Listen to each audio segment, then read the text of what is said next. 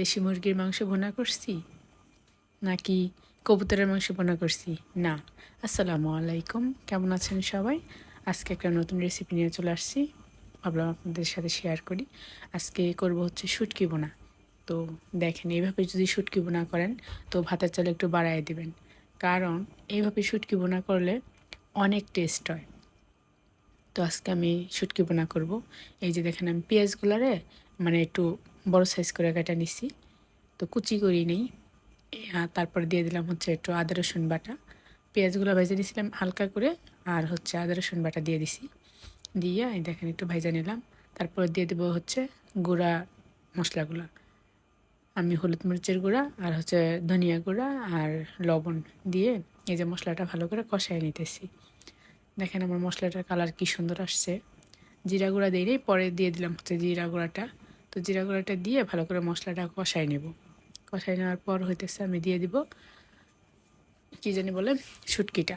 শুটকিটা আমি আগেই গরম পানি দিয়ে ভালো করে ধুয়ে রাখছিলাম। এই যে দেখেন, এখন হচ্ছে দিয়ে দিলাম শুটকিটা।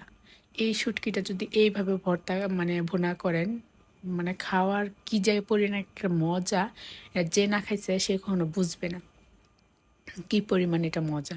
হ্যাঁ, তো এই দেখেন এখন দিয়ে দিলাম শুটকিটা কষাইতে। কষানো হইতে হইতে এই দেখেন আমার শুটকিটা কিন্তু খুব মানে সুন্দর করে কষানো হয়ে গেছে। এখন দিয়ে দেবো হচ্ছে ঝোলটা।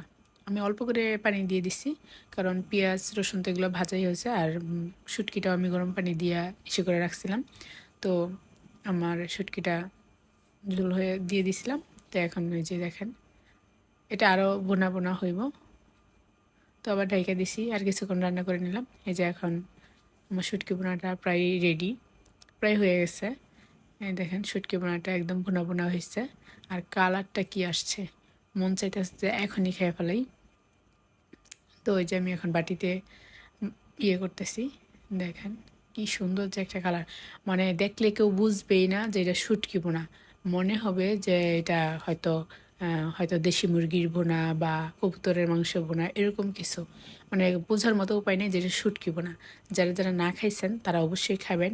আর আমার ভিডিওটা কেমন লাগছে অবশ্যই কমেন্ট করে জানাবেন, আর আমার চ্যানেলটা সাবস্ক্রাইব করে দিবেন।